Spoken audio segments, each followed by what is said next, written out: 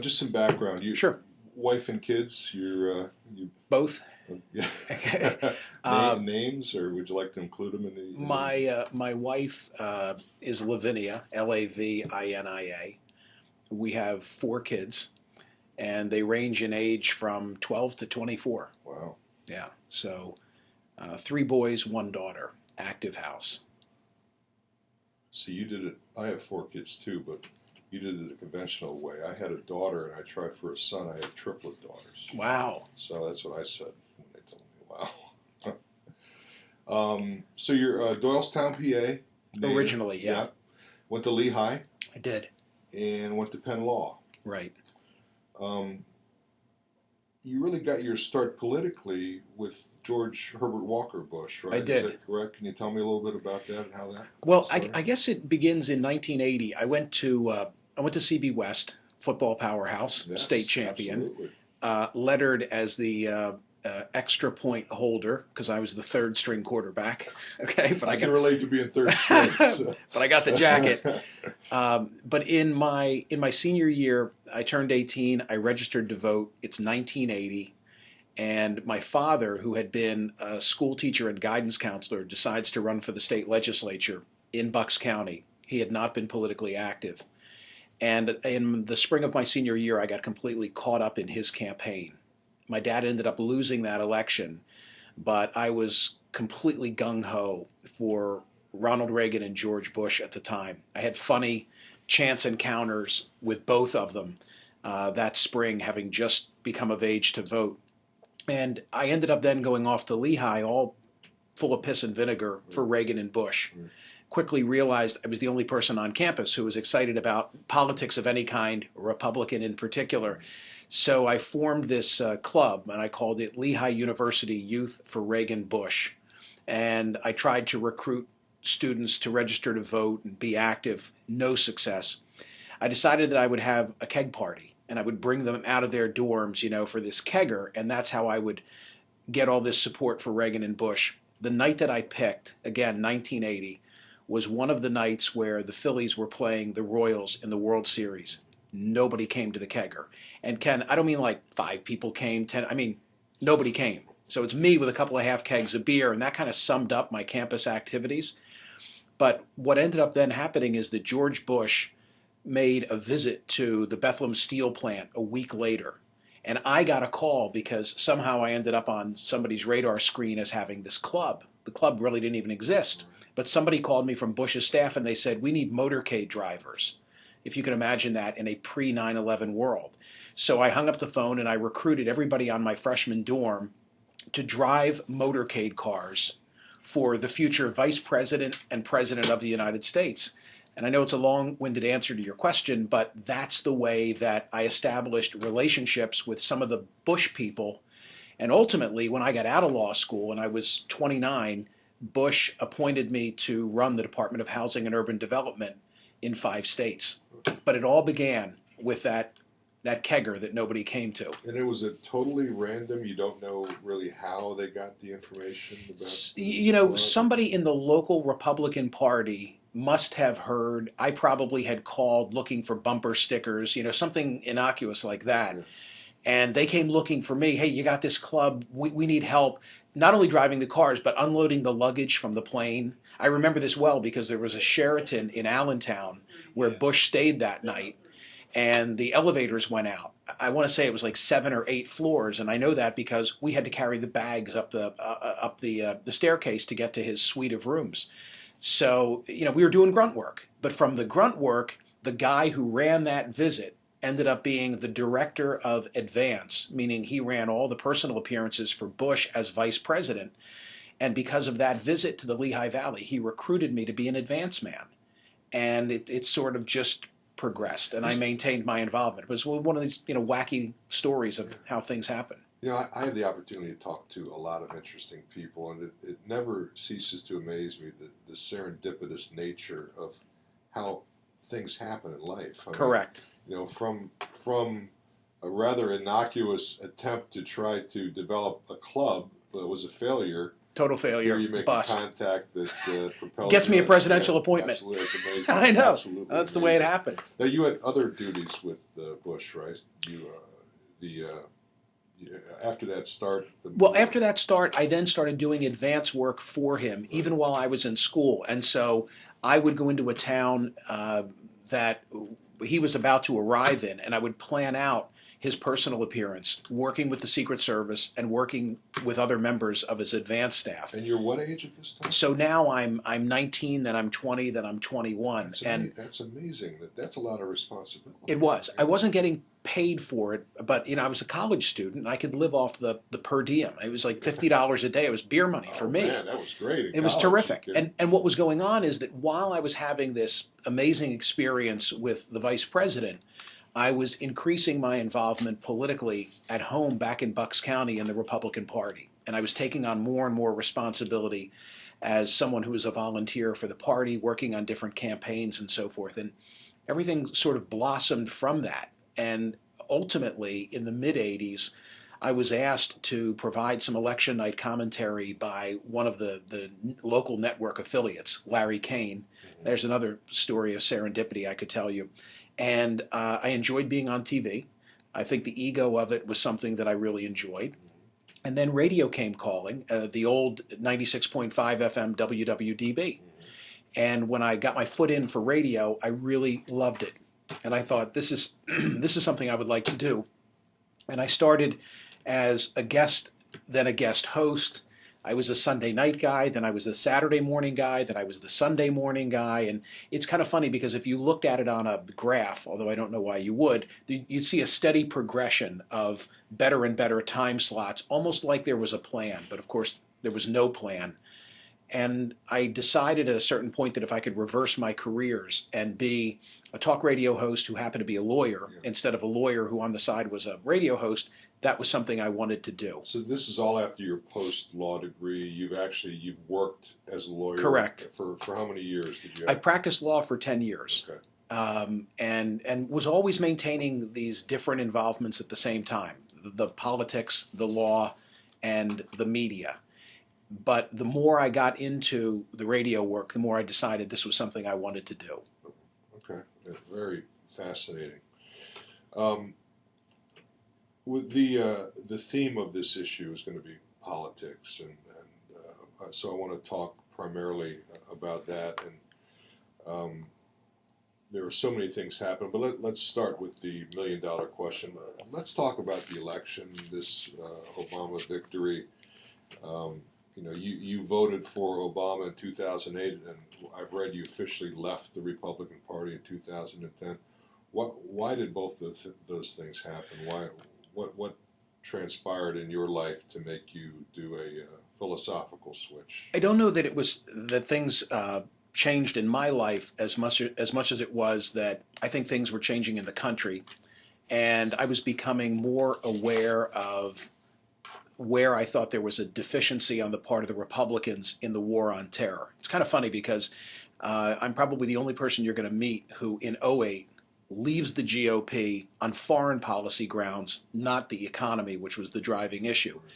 But September 11, although I didn't lose anyone close to me, but affected me in a very profound way. And for the last 10 years, that issue, the war against terror and getting those who did what they did to the United States, was a huge issue for me. A constant in the radio, a constant in my writings, a constant in some of the books that I've written. And I paid very close attention, I guess is what I'm trying to say, and interviewed a lot of people on an ongoing basis for that whole decade. And over time, I became convinced that we were working hard, but we weren't working smart. And that we weren't going after the guys who were responsible for September 11, that we took this detour into Iraq, that we were bogged down in Afghanistan, and that in all likelihood, this is the one area where I look like a soothsayer, but that in all likelihood bin Laden was probably in Pakistan, and that we had outsourced the hunt for him to the Pakistani president Pervez Musharraf. And I started to pursue that, write about it, interview people. And I mean, so much so, I think I published about a dozen columns in the Inquirer on the hunt for bin Laden and what if he's in Pakistan. Some people got sick and tired of hearing me talk about it. Well, in 2008, when Obama is running, and he's this junior senator from Illinois, he said that if bin Laden ends up being in Pakistan, he's going to take a shot at him, and he's not going to seek anybody's approval to do it. And he was criticized by Bush, he was criticized by McCain, he was criticized by Hillary, he was criticized by Biden and Romney. And it made sense to me. And I said to my producer in this office, try and book that guy on my program. Didn't know much about him at the time, wasn't paying close attention to what was going on the Democratic side of the aisle. So it was the first of several conversations that I had with him where he, to me, on that issue, was saying all the right things and being criticized for it. And that's really where I started to say, for all the bluster and for all the military power that they're using, the Bush administration is pursuing this in the wrong way. And this is the guy who I think is the one who's going to bring to justice bin Laden and Ayman al-Zawahiri. So that's how it began. I'm sorry for such a long-winded answer, but it's a complicated subject. It's not like I woke up one day and said, oh shit, I feel more like a Democrat than a Republican. It was that this was a long thought-out process, and largely based on the war on terror. I started taking a serious look at him. Well, especially it had to be internally. There was a lot of turmoil there for you because you had allegiance to Bush, his father, and of course, I'm sure you supported George Walker Bush. I did, yeah. twice. Yeah. Yeah, I definitely did. There was a lot of turmoil, and not just because politically that's sort of where I'd made my bed for many years, but also because of this environment in which I work, which is a very, as you know, conservative outpost, and still remains that. So, it was not exactly a popular position to take in 2008. To go publicly on the airwaves and to say, this is what I'm going to do. Now, I could have kept my mouth shut, and I could have closed the curtain, and I could have voted for Obama in '08, and you'd never know, or nobody would ever know. But I didn't feel comfortable about that because being silent, because so much of this had unfolded on the radio, and so much of my thought process had played itself out with everybody listening, that I thought I owed to the audience the honesty of what I was going to do. One final thought on this, though. Never did I say, this is what you should do. Never did I say, I want you to do X, Y, or Z for Obama or against McCain. Instead, the way I tried to handle it was to say, this is what I'm doing. This is why I'm doing it. And then, as I've always done, I tell people to go vote. Even if you're canceling me out, go vote. Sure. And you felt like Obama was a better choice than John McCain because McCain bought into the Bush philosophy of what Correct. needed to be done there? Exactly. McCain, to me, represented perpetuation of exactly what the Bush administration was doing, which I didn't think was getting the job done. The Bush administration, Secretary Donald Rumsfeld, sponsored me on a trip and took me to CENTCOM. I flew 16,000 miles in 1 week.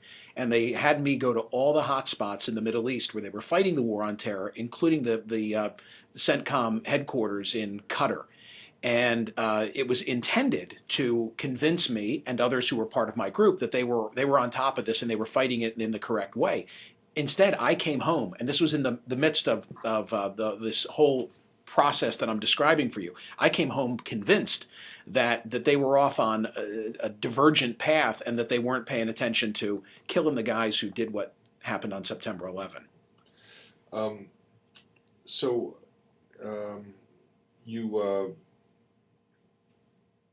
don't you characterize? Well, first of all, Obama wins a resounding victory against Mitt Romney. Why? He wins a resounding victory against Mitt Romney for a lot of different reasons, not the least of which is that I think the Republican Party misread the mood of the nation. I think that many in the party and many in the media that responds to the Republican Party, like talk radio and parts of cable television, it's like a truck hit them. They didn't see it coming, and they didn't see the margin of victory coming this way. I think that the party has just become disconnected from the American people in a whole host of different issues, and that in the end, the economy was most important to voters, and they thought that Obama had a better understanding of their problems, their plight, and represented a better chance of righting this thing. I think that Romney lost the election a year ago. I think he lost the election long before he won the nomination. I think he lost the election when, in the primary process, he had to become someone that he isn't. He had to run as as he describes it, severely conservative candidate, and I don't think he is a severely conservative individual. I think he is the moderate guy who was the governor of Massachusetts, and I think, Ken, if he had been that moderate guy who governed Massachusetts, he could have beaten Obama, but he probably couldn't have gotten out of the primary process, and that's the issue for the Republican Party. How do That you, is the main issue. you got to play crazy, right? You've got to appease the far right Yep. to get the primary. Correct. And you've got to shift to the middle and have a chance to win the election. Right. And one last thought. I think that people misread what happened in the 11th hour with your governor, because I think that was a very critical sequence. And the significance to me of the whole Chris Christie, Barack Obama relationship in the storm is that people are, I think, sick and tired of getting stirred up by the fringes and liked the idea. They certainly knew where Christie stood. They knew where Christie was going to vote on Election Day, but it was like, enough of the bullshit. This is great. Two adults working together. That's what I think they responded to. Well, I think that's part of Christie's appeal, is his honesty is refreshing. I mean, Correct. He says it the way it is, and that's, people are tired of the bullshit. And that's I did think that was an important point. Let's talk a bit about, I was going to separate these into two issues, but they're kind of joined together now. According to sources this morning, General Petraeus is going to testify that he was aware that the attack on the Libyan embassy was a terrorist attack from the very beginning. Is there a cover-up here? What does that say when the director of the CIA knows it's a terrorist attack and the President of the United States disavows that knowledge for 2 or 3 weeks? I mean, was it about Obama trying to make his foreign policy look good? Well, I may be proven wrong in this. I may be proven wrong in this by the time JerseyMan comes out, but I'm going to answer your question. I don't see cover-up. I don't think that there's an issue here beyond the very real issue of figuring out how were we so vulnerable and how did the ambassador die. And I hope they get to the bottom of that, and I hope that they get justice for whomever killed those 4 Americans. But I don't think that this is Watergate. And I think instead it's come to symbolize, for a lot of people who don't like the president, wish that he hadn't been reelected. I think that they want to see in this some scandal and deviancy that I don't think is there. I had the opportunity to question the president right before the election, and this was one of the first questions that I asked. And I asked what I think was the most important question. I asked him, was he aware at any point before the death of Ambassador Stevens that there had been a request for added security? And he said no. And that hasn't been proven incorrect, or I'd be aware of it by now. So, okay, well then what is the issue? The issue is, was the administration misleading us? Well, the information that they gave was bad info. Susan Rice went on those Sunday morning talk shows and she said something that was proven to be incorrect. But I don't see the evidence that she was lying. I don't see the evidence that she was deliberately misleading, because, for starters, why would it benefit the administration in the election if it were not terror versus if it were terror? I don't see the political upside. And secondly, the Wall Street Journal and others have reported that the president's intelligence was telling him, meaning the CIA, exactly what she said. So it seems like she was parroting the very intel that these senators who were pissing and moaning were being presented themselves. How can you fault her for going out there and repeating what the CIA was telling them? That's how I see it. But isn't there a breakdown with, if Biden and Obama are not aware that there had been this request for added security there, doesn't that indicate a breakdown somewhere in the administration? Definitely. There's definitely a problem with the intelligence community. But here's what I don't like. I get calls on the radio, and today I'm going to be on this subject, and I'll get some today. And people will call and they'll say, Susan Rice lied, or they'll say, Obama lied in the Rose Garden. Whomever, Hillary lied. Whoever is in the administration, like, they're liars. Nobody ever calls and says, boy, the CIA, they lied about this. it appears that the failure was on the intelligence gathering on the ground in Benghazi. And that is a real serious issue post 9/11. But people want to instead cast aspersions and make this into something more sinister, I think, than so far, at least, the facts show. And by the way, if the facts end up showing that the president was in the loop and Susan Rice was in the loop and they deliberately misled because they had a political motivation and Axelrod got involved and all sorts of things, I'll be thrilled to talk about it. And while we're on Petraeus, what do you think his resignation was necessary due to this extramarital affair? No. Initially, I did. Initially I said, well, guy's got to go. And the more now that I think about it, first of all, once it's out, what's the risk of blackmail? How are you going to blackmail the guy if the whole world now knows that he was sleeping with this woman? But it seems to me that it's become a witch hunt, that privacy rights have been trampled, and that he's got an issue with his wife. I feel the same way that I felt about Schwarzenegger and The Maid. Was I interested in the story? Yeah, I was interested in the story. Read all I could read about it, but didn't have any impact on him being the governor of California.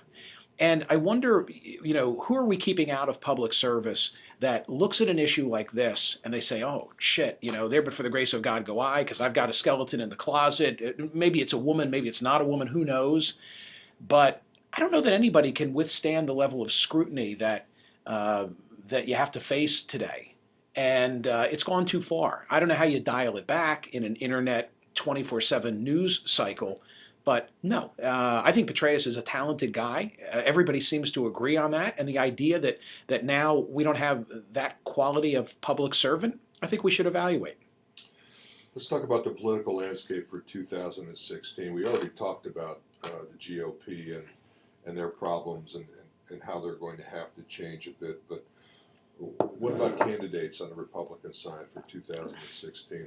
Any thoughts come to mind other than the obvious, like Chris Christie? Well, let me tell you who can't win.